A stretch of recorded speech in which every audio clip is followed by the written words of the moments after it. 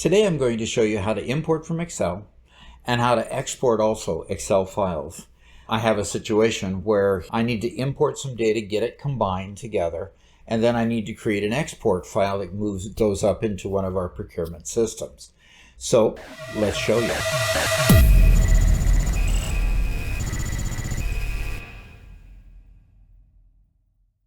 The first part is I'm going to focus on these three tabs here. This first one loads data, and you'll see that it goes fairly quickly. It's going out and it's getting about 37,000 lines from an Excel spreadsheet. It's doing some data massaging. It's correcting a few little pieces of data that are anomalies that I found in the file. And then it returns back a message that says that it's been finished, and I can click OK and be done and move on. So let's look under the hood a little bit and see what's going on with this one. This button runs an embedded macro, and that embedded macro, though, points to a macro that I've created externally that I use for putting all my button macros into. And you'll see that this sub macro right here, load internal ordered data, is the one that I'm focused on right now. And for the purposes of this video, I'm focused on this saved import export name, import zfint IO map make table. So that's the one that I'm actually importing now. I've saved it already, meaning that I ran it once, and Access allows you to save it and then execute it in a macro or execute it in code, VBA code, either one. So let's go to that export, and that can be found under external data and under saved export. Actually, this one's an import, so we're going to save import. And so this import is named zfint IO map make table, and it imports data from this particular location on my hard drive. All right, so let's show you how that's created. Let's go up here to external data, new source, from file, and it's an Excel file. Now, as I look here, it's going to be in this L demo data folder. I'm going to tell it I want to import it into a new table. Now, that's not actually true because I'm importing it into an existing table, but I don't care about that table. In SQL Server, we'd call it drop table and reload, or drop table and recreate. And that's basically what I'm going to do on the fly. Is I'm going to drop the old table and create a new table with the specification that I'm going to create here. So when I click OK, I've marked out all the data here because I can't really show you the data because it's business data and I don't want to do that. But it's on sheet 1 of the spreadsheet, and here's the fields. Now if I go next here, the next thing it'll ask me is if this first row is actually field names, and in this case it is. And so when I click next here, the next thing it'll ask me is what kind of a field or what data type do I want in this field. And if I'm really picky, I can go and say, I don't want this field and I do want that field. I could go on for each of the table and I can tell it to skip exporting a particular column in that spreadsheet. Well, in this case, I'm just going to say, give me the whole thing. Although later on, I'll slim it down to just a few of these columns. I find that easier to do in a query, when I'm pulling the data out of this spreadsheet. After I've got it in the table, I find that easier to do. When I click next here, it asks me whether I want to create a primary key or let Access create a primary key. Well, I don't need a primary key, so I'm going to say no, that I don't want that, because this is just a lump of data that's going to get combined with another group of data, and then it's going to be exported to another system, that procurement system I mentioned earlier. So let's click next. Now I can give it a name, and I'm going to just leave it as sheet 1 and go ahead and finish, and it'll create my table, and because I don't want to overwrite the existing table that I already have in there for the demo.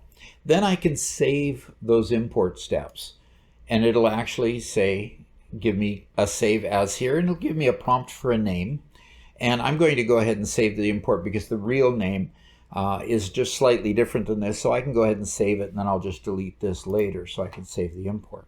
Okay, and that's how easy it is to create an import specification and pull a set of data in from Excel. So The next part of my form then is this create. Let's go ahead and close this. It's create a combined file. And I'm going to combine that data that I just currently put in there with data that was loaded under this load current data button. So let me get back here and put this back in form mode. I'm going to go ahead and load the current data, make sure that it's there, and I'll click continue. Now I know both pieces of data are there. I can click this create combined file, and what it does is it pulls up a query. And this is the format of the export file. So I'll go ahead and close this. The file looks good. And now I'm going to hit export new file. So when I click export new file, it says it's been uploaded to L demo data. So that quickly, it took that same query. Okay.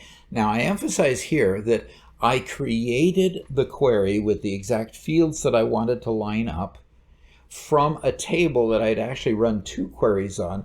First query was to put the data in that I had just imported, and the second to put the data in that new temp table that my business users had been working on.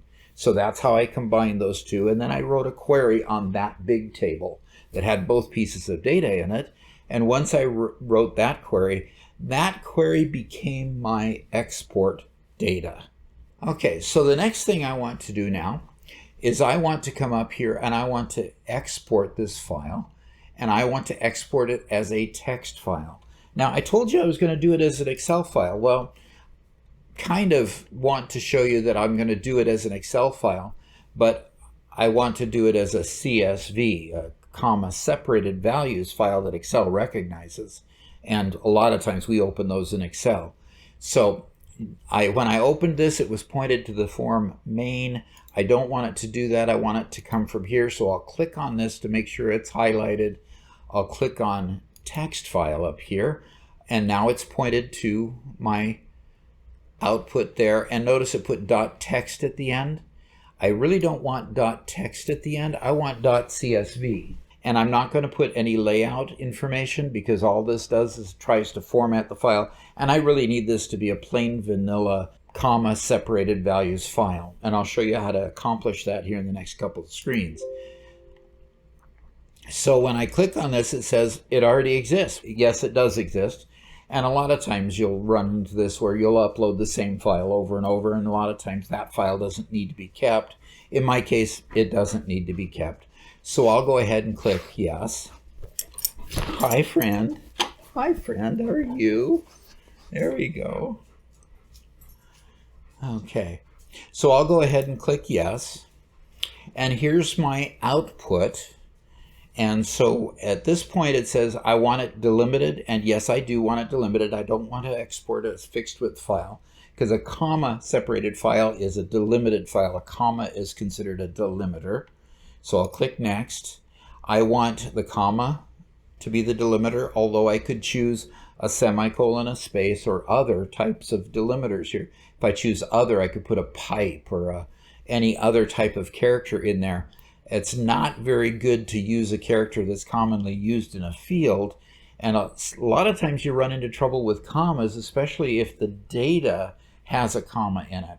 The way you deal with the fact that a comma might be in the actual field is to come over here to the text qualifier and make sure you have a quote there in the text qualifier. So the way it reads it is if I've got a comma, that's the start of the next field. If I have a quote to a quote, it doesn't stop at any comma in between the quotes. It goes from the quote to the next quote and says, that's my field. Okay, that is the field that I need to take. So as you can see, the way it's constructed down here, there's a comma, and then a quote, and then the field, and another quote, and there's the comma to end that field. Okay, so we're set up there. I'm going to click next, and it's going to ask where do I want to export it to. And it already recognized that I had this. Remember it said, hey, that file already exists? Well, yeah, it already exists, and there's where it is. It's on L demo data, and then query output for approval file.csv. Okay. And if I click finish, it'll do its job. And then I can save the export. It gives me a name here that I can use, and then I save the export. Okay.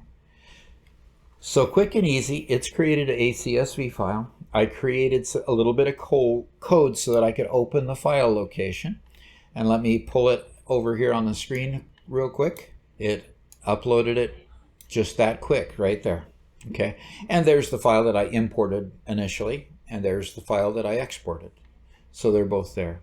So I hope you've enjoyed this. If you have, please hit the like button. And also subscribe to the channel if you haven't already. And we'll look forward to seeing you again later. Thanks.